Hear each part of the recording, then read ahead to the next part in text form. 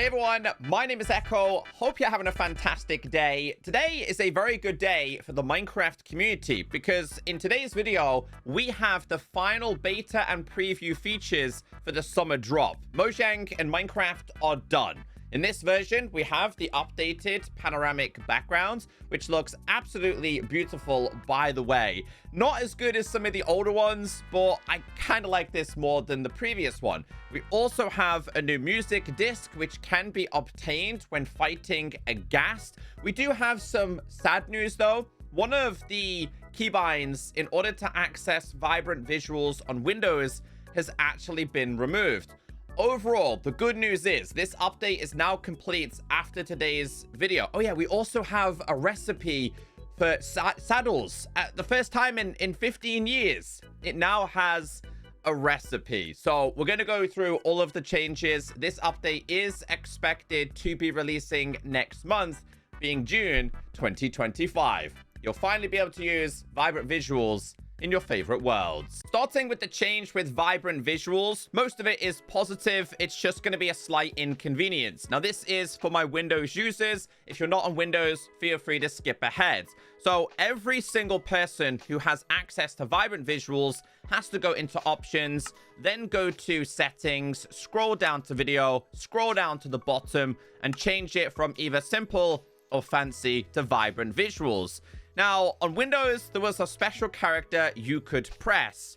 You simply was able to press this on your keyboards, and it would switch between regular Minecraft experience and vibrant visuals. This has now been removed. So if you've been spam pressing it like I have, and it hasn't been working, let me explain. Smokey Stacks tweeted this, saying, "Goodbye keybind for toggling graphics mode in Minecraft Bedrock." It says here, removed debug feature for toggling graphics modes. Now, apparently this is due to some issues that Minecraft Bedrock Edition was having, but the keybind was so useful. So unfortunately, Windows players, we now have to go into settings in order to access this. But I promise you, it's not all doom and gloom in today's video. Features and bug fixes. The saddle updates. We are making saddles craftable and generally making it easier to remove them from mobs by using shears. We have also added leather to some loot tables instead of saddles. So we now have a recipe for a saddle. Now, in order to make this, you need 1 iron ingot and 3 pieces of leather. Really simple and easy to make inside of a crafting table. This goes in the middle, and this is like a pyramid shape, and it gives you a saddle. But you can now unequip this from a horse using shears. Now, I want to show you something real quick. If I was to put this on here, great. First off, if a mob is leashed and you go ahead and tap on it, it's going to remove the leash first. I think it should be the opposite way. I think it should be saddle, then leash. Now, one more thing to also be noted. The developer said you can't take it off when you are riding a horse. It's simply not going to be possible. What? Where's his head gone? Bro's still eating. Okay. Anyway, I'm going to put it back on here, and we're going to go through how it actually works. Let's go through these announcements. They said saddles, horse armor, harness, and carpets can now be removed from the mobs they can be equipped on by using shears. Saddles, horse armor, harnesses, and carpets cannot be removed by using shears while riding the mob, which I've just showed you. Saddles, horse armor, harnesses, and carpets cannot be removed by using shears while the player is sneaking. So maybe that's the way to do it. If you try it. Oh, it still removes this though, but you cannot remove the saddle. You go into the inventory. I want to show you something here, by the way. You can put this on here, and then obviously you can take this off, prioritizing the leash. I think that's backwards. I really, really do. Anyway, we have one more thing. Dispensers with shears cannot remove saddles, horse armor, or harnesses, or carpets equipped on mobs.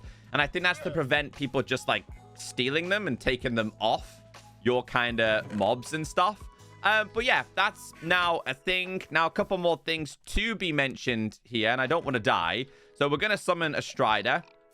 Hey, little guy, I don't need you. Next one. Hey, look, guy, I also don't need you. We need a big... Bro, what are the chances? Here we go. If you put this on a Strider, you can also take it off. No longer do they need to perish. And you cannot take it off a Ravager. It is simply not possible to do. Changes with loot tables. With the announcements of saddles being craftable, things have been slightly altered. They said some loot tables have had saddles removed from them and replaced with 1 to 5 leather. Monster Room chest, Ancient City chest, Desert Pyramid chest, Jungle Pyramid, and of course, the Stronghold altar. So yeah, if you discover a lot more leather, that's the reason why. Exciting new music. They said added the following new music tracks by Amos Roddy to Cherry Grove's Forest Desert Grove and Lush Cave biome. We have Below and Above, Broken Clocks, Fireflies, Lily Pads, and O's Piano. If you go to my video yesterday where we checked out the snapshots, I put timestamps on all of the music. Go and have a listen. It's absolutely incredible. But we did get a brand new music disc. Added a new music disc with the track Tears, also created by Amos Roddy. Now, it does say the Ghast now drops the Tears music disc when killed by a fireball deflected by the player. I'm going to run my chances here and see how we actually do. So we'll do difficulty. I'm going to do easy and just see how we get on here. Come on. Come on. I got to get him. I don't want to destroy my world in the process here. Oh, I missed him just. Let's get a little bit closer. Come on. It's got to... Bro, what? This game is... I don't know how long this is going to take me, guys. But, oh, that's close. All right, let's try and get him, and I'm going to have to get another one, aren't I? All right, we're playing tennis with Ghasts. Come on. There we go. He didn't drop it. Oh, maybe it's an RNG chance then. Because I did it before and it actually worked. There we go. Yeah, it's RNG. Unless I just got incredibly unlucky. Let's go to / difficulty peaceful here. I don't fancy dying. I will actually play this music disc for you. Honestly, wait until the beat drops. Let's have a listen.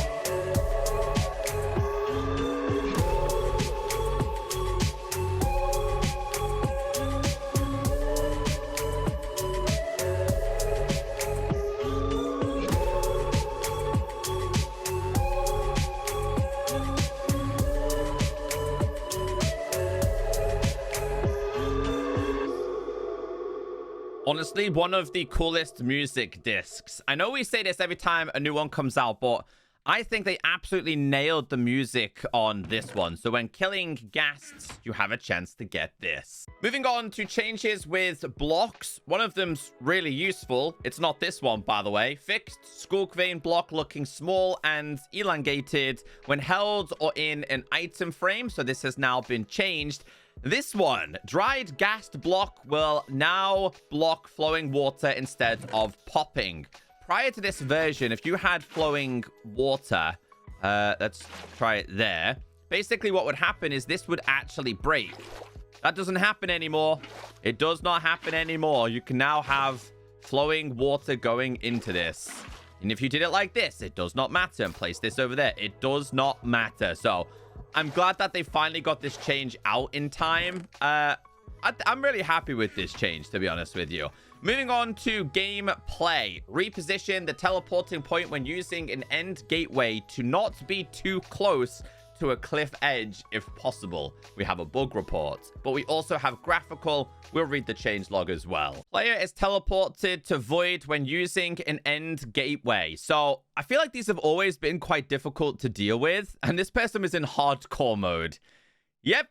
They are now dead and they lost their world. So this hopefully won't happen anymore. As for the graphical, these are all of your changes. Now, one thing I will say is Poggy did share a screenshot of this specific change. You can now obviously change the angle when it comes to shadows. In today's preview, shadows are no longer clamped at 30 degrees. Relative to the horizon, it is now clamped at 10. So this was at 30. This is at 10. Moving on, we have items. Now, the mushroom spawn egg uses its own color and no longer has 2 pixels that are the same as the cow spawn egg texture. Spore blossoms destroyed by water are now dropped as an item. Now, Silent Whisper reported this like 3 or 4 years ago. If you had these here and then placed down water, what it would do is actually delete the spore blossom rather than dropping it on the floor. That doesn't happen anymore. Leashing updates. So a few changes inside of here. Attaching a leashed entity to another entity and using shears to cut the leashes now takes precedence over the other interactions, which is kind of what we talked about earlier on. Example, attempting to shear a leashed sheep will now unleash it instead of shearing it. Leashing break distance is now calculated between the centers of the 2 entities collision box, aligning with the rest of the leash physics calculations. We have mob changes. Now the cold variant has the correct mirroring of its horn texture. Happy Ghast no longer rapidly spins when leashed to a fence and a lead. We do have a bug report for this, but basically if you've ever had a Happy Ghast on a lead, it will just do this non-stop. That won't happen anymore. Flying mobs no longer make footstep sounds when moving close to the ground, referring to things like the Happy Ghast. Happy Ghast will now correctly detect players on a different mount on top of them, for example, inside of a boat, I believe. Happy Ghast detection of player is now extended 1 block onwards from themselves in X and Z direction and 2 blocks above them. Sound changes as well. Updated dried ghast block sounds for step place and fall from wood sounds to custom sounds. Changed ambient and break sound to sound less alive. Removed the hit sound and sound event for that since it breaks immediately. Sound files for breaking and placing grass blocks are now slightly louder. Stability and performance. Fixed a crash in split screen mode when a player would destroy a chest or book an other player had opened.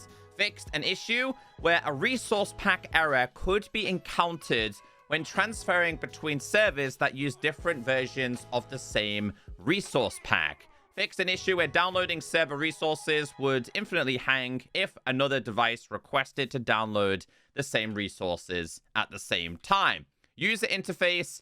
Let's read the changelog. So once again with these, I can't really show you too much, but as an important note here, the text background opacity accessibility setting is now defaulted at 60. If you want to increase it, you can. If you want to lower it down, you can. If you want to turn it off, you actually can. They also fixed a few brightness issues with things like the creeper face. Vanilla Java parity, fixed blocks in minecarts not being lit properly. Nether fossils have been tweaked to have a placement frequency more closely aligned with Java. We have a bug report. This was actually reported back in 2020, 5 years ago. Basically, they said that they didn't spawn very often inside of this biome.